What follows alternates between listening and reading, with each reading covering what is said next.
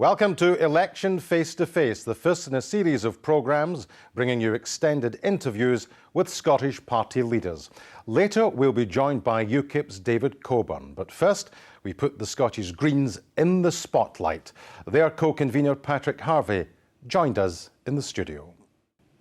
Patrick Harvey, for many years the Scottish Greens have really built themselves up to be quite a profound force in Scottish politics. Won't it come as a great disappointment to many people, therefore, to find that you're only standing 3 candidates in Scotland? Yes, I'm sure there'll be Green voters who are disappointed that they don't have a candidate to vote for in this election, and I'm disappointed that we're not in a position to offer them candidates in the same numbers that we did 2 years ago. Of course, after the Fixed Term Parliaments Act, everyone expected that people would know when Westminster elections are coming up and that it wouldn't simply come at the drop of a hat at the whim of a Prime Minister. But what do you say to people who have voted Green? 150,000 of them at the Scottish Parliament elections who are voting for a new form of politics. They're voting specifically for the Greens because they don't represent a model of politics which you find in the other political parties.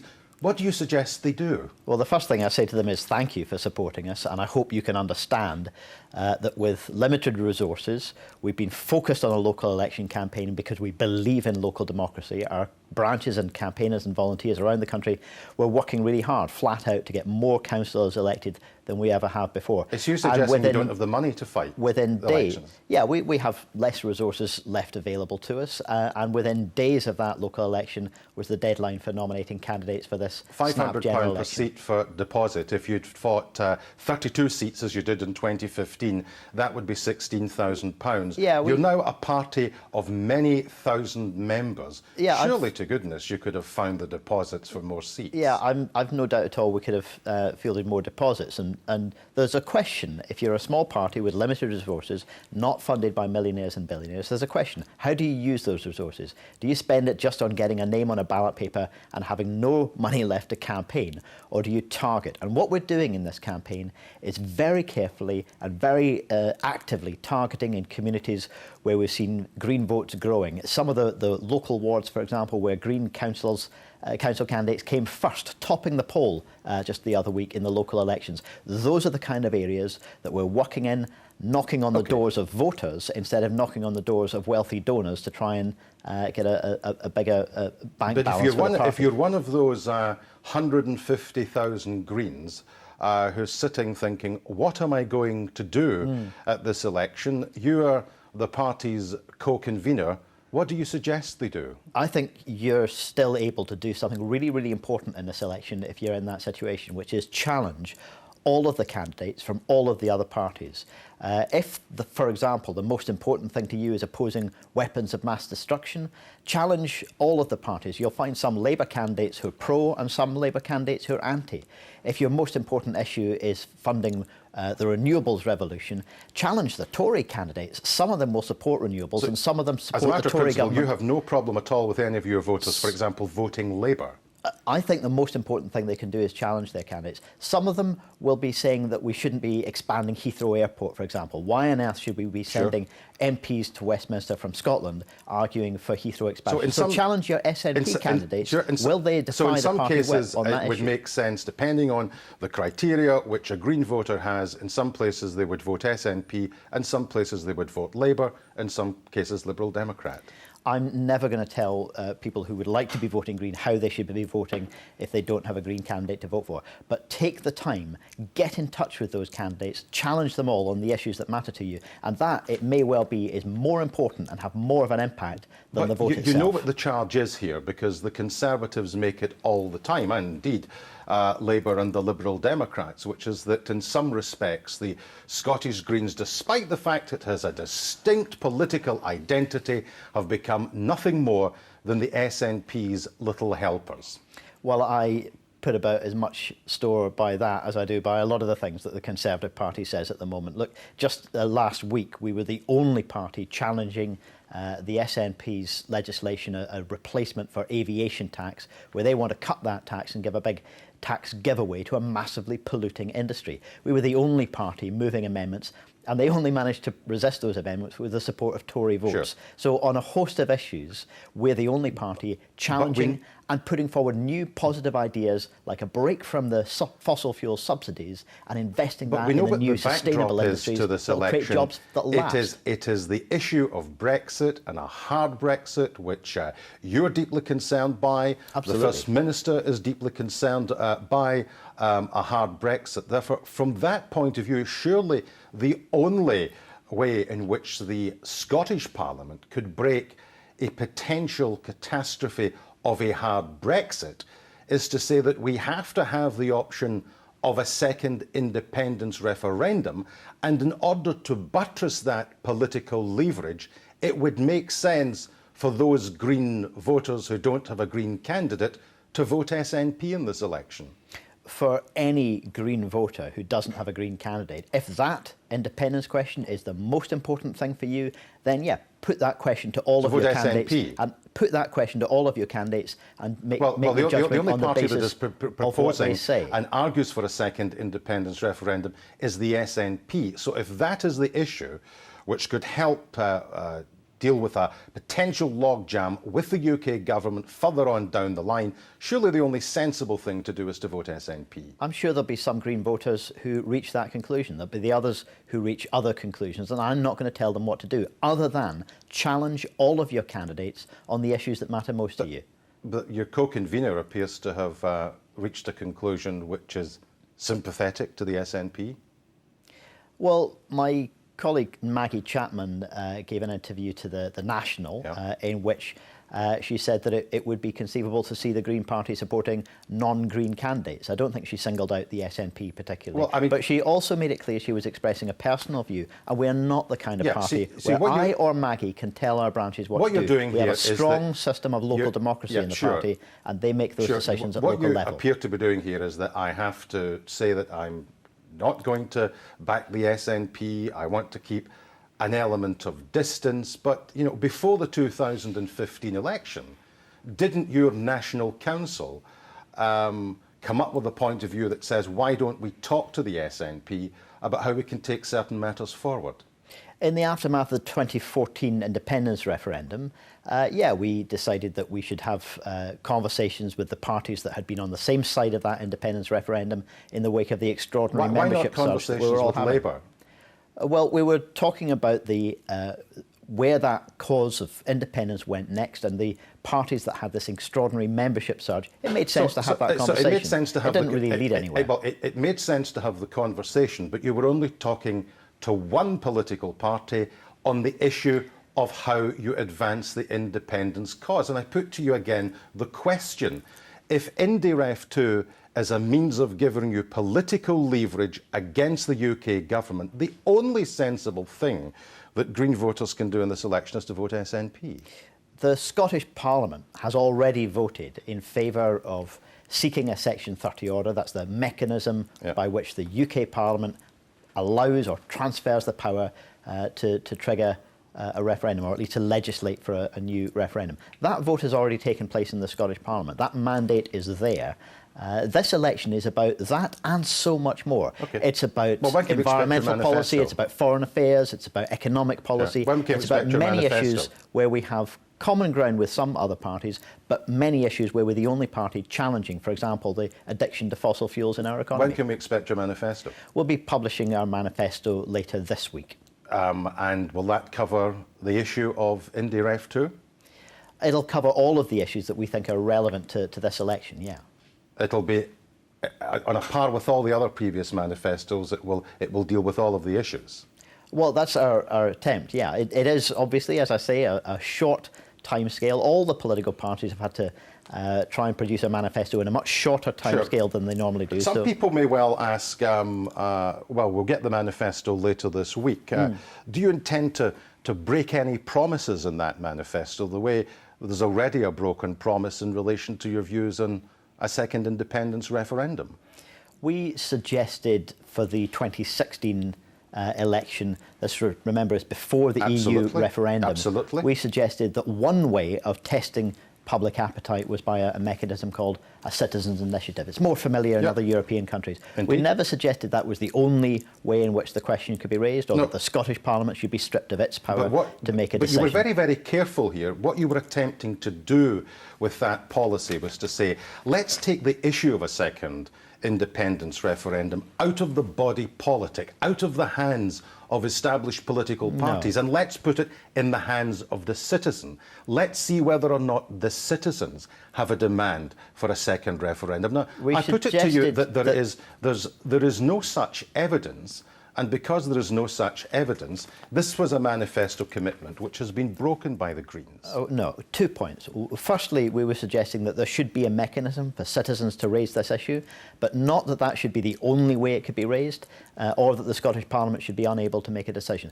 But secondly, the question of public appetite. There have been two principal tests of public opinion on our constitutional future in recent years. One, 55% voting no to independence in 2014, and then 62% in Scotland voting remain, voting that we should stay part of the European Union. Now, if the UK government had shown any willingness at all to negotiate, to compromise, to find out what other options existed for Scotland to maintain a closer relationship with Europe than the rest of the UK wishes to have, but staying within the UK, we might be in a very different debate. But the UK government has been implacably unwilling to negotiate or compromise. And so that question remains open. How do we reconcile these two things?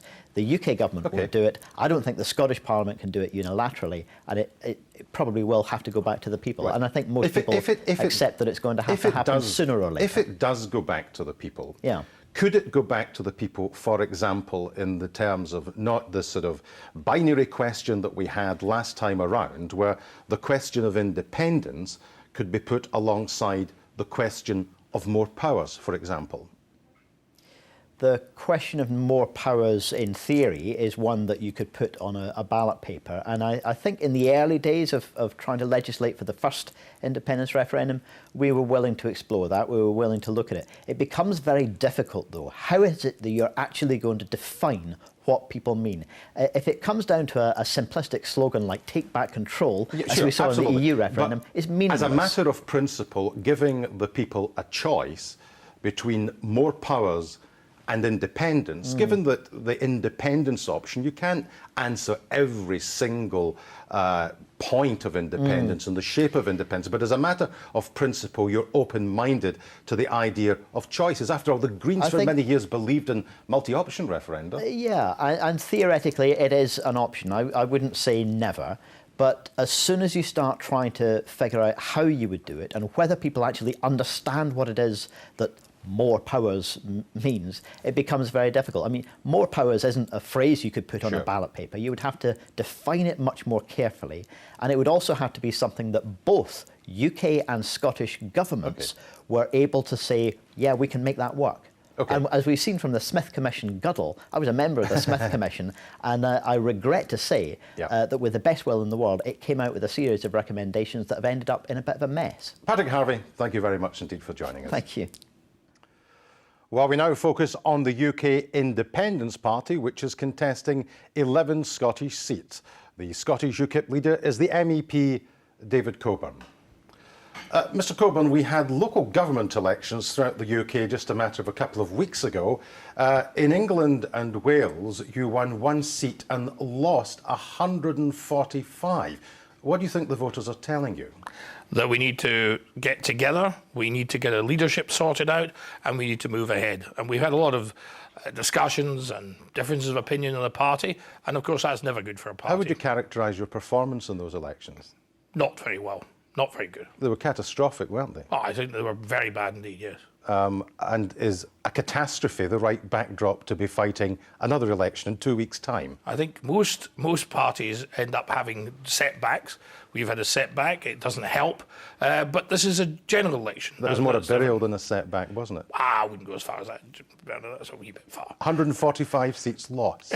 Well, we still have a lot of councillors in England and Wales, so we haven't come up for them. We've had a setback. Let's be honest. The Conservatives have had a change. We've had Brexit. A lot of people say, "Oh, we'll go back to the Conservatives," but I think they're going to find that they're not going to get what they want. Mrs May May is not going to give them Brexit in the way they want it. Let's focus on that, because in the ITV leaders' debate last week, Paul Nuttall was making the point. The Conservatives have had this pledge to reduce net migration to the tens of thousands. They've promised it not once but twice, and they've failed. Now, Absolutely. Your party believes in an Australian system, point system, in terms of migration. If that was in place in the UK now, would it deal with the issue of net migration? Yes, I think it would. I think that let's be honest about it. We don't be unfair. There are people who are here, people who come from the European Union, made their lives here, the people who come from all over the world made their lives here. We're not going to throw people out of the country. That's simply not going to happen. It's not what we want. How would the Australian system deal with net migration now? Well, what we want to do is, the real intent of this is to stop the mass migration we've had in the past, to protect the health service, to protect housing, and to protect people's salaries. We know what the Australian system is. How would it cut it? Easily, because we take in the people we do need. We may need people in the country for jobs that we cannot fulfil here, and we may want people to come here either as part-time people or permanent. Does it deal with net migration in Australia? No, not at the moment, but it does. It's much better than the system we've got. So you want to deal with the issue of net migration, and you want to adopt a system which you've just said to me, which you've just conceded, it works better than the system we've got. Does not deal with the issue of net migration in Australia. Well, as far as I'm concerned, I want to reduce massively. I know that, but the system that you're planning to adopt, do you actually know what it does in Australia in terms of net migration? But what does it do? Well, it means that the Australians they look at what jobs they are required and who fulfills those jobs and the criteria. What's the net migration figures in Australia? I can't possibly tell you. I don't know what that is. Well, the net migration figures, the last ones that I looked at, net migration in Australia, and remember, this is the system. But these principles are the ones that you want to adopt. No, not exactly. 168,000, right? Yeah. 168,000, the net migration figure in Australia, 0.7% of the population. If that model was applied here, if that Australian model was applied here, the net migration figure in the UK would be 448,000. We can apply our own system. It's not the Australian system exactly we're going to do. We're going to have a British system, but on the idea of the Australian system. That's the point. Well, the point is we want to be able to control how many people come into our country to save the health service from being obliterated. Who would you keep out that's getting in just now? Well, we want people coming in here. The biggest problem we have is it's not necessarily having to get the figures down to tens of thousands. You have to deal with the existing regime. At the moment, we have no controls. As long as what controls would you put in place, we for example, have no controls at the moment. In relation to family visas that are given just now, how many controls would you put in place? That's something we'd have to sit down and look at afterwards. But the thing is... How many family visas are given every year? We're not going to try and do that sort of thing, Bernard. Our whole point... No, you're going to bring it down. Bernard, the point that I'm making to you... We're not going to nitpicking about this. What we're trying to do is bring down the rate of migration. There's 38,000 family visas. Will you keep them at the same level? No, I think we've got to reduce them. So how are you going to reduce them? Because we want to put people into this country who we need for work purposes. We have got to stop open-door migration. Now, the biggest spouses are going to be denied family visas under UKIP? No. You just said you would cut the 38,000. Not if they're joined, for a good reason, but I'd like to see them reduced. You said you're going to I'd like to see them reduced. How do you do that? Well, we have to do it by looking at whether they're genuine or not. That already happens. Hang on. The main thing is, let's not nitpick about that. The main thing we're trying to do is to reduce people coming on en masse by the open door European migration, which means we can't control whether these people are terrorists or have had bad backgrounds. We don't know. They just come in, open door migration. Okay. That is a problem. That's what the British people voted for. Okay, let's stop. Let's move on to another big domestic issue. Paul Nuttall. That's something to be looked into. Paul Nuttall said last week that he wants a flexible state pension which people can take early. How early? That's going to be coming out on a manifesto on Wednesday, so there'll be more detail on that. Well, how early? I can't say what's coming out in the manifesto. I'd rather leave that to the manifesto. How much would it cost to allow people to take the state pension early? This is something that people are doing now. People are taking, well, not state pension, but they're taking their private pensions early. Some people may want to do that. For example, they've got an illness or whatever, and they want to do the state pension is currently costing £91 billion a year, something just under 7% of the GDP of the country. If you take it early, are you going to take less to reflect the fact that it'll be paid longer?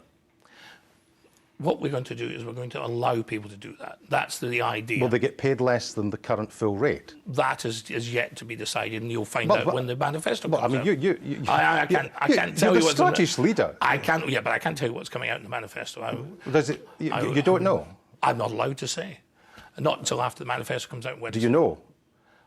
I have an idea, but I can't. Share your idea. I'd love to share it with you. Come on, share your idea. Oh, I'm not sharing it with you. Come on. I would be in severe trouble if I started putting out the manifesto here on television before it comes out. You said last night on the BBC debate that in terms of tuition fees, for example, being abolished, this was something you wanted to take to England. Absolutely. How much did that cost? Well, it's not going to be cheap, and we don't intend to do it tomorrow. This is something we want to bring in. My question was, how much would it cost? We don't know the exact amount at the moment. I don't know the exact, because it's not something I know about. It's not part of my brief. But I know that... You make it... Last night, you actually say to people, we want to take this policy to England. We want to change the whole... It is something that which you want to do in terms... And you haven't costed it. No, I'll tell you what we also want to do. We want to do it in conjunction... Why haven't you costed it? Well, you'll find out in the manifesto. What we want to do is make sure that this is our direction. We don't need the manifesto for this. It's a straightforward costing. Let me answer it the way I want to answer it. Well, let me answer it the way I want to answer it. But your way of answering it is not to answer it. Well, there are many parts of this. We want to reduce the number of people going to university who are not... It's not good for them. Not everyone is made for university. Does the figure 11 billion strike a chord? Tony Blair... Does the figure 11 billion strike a chord? I can't say.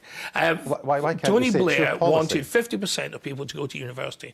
That's been a disaster. Not everyone is suited to it. So in terms, we want to reduce the number of people going to universities who are doing courses of little worth to the economy or to themselves, and want to make sure that they get grants for that in the way that I got grants when I went to university, and you got grants probably when you went to university. You want to take VAT off fuel bills? Yes. Much will that cost?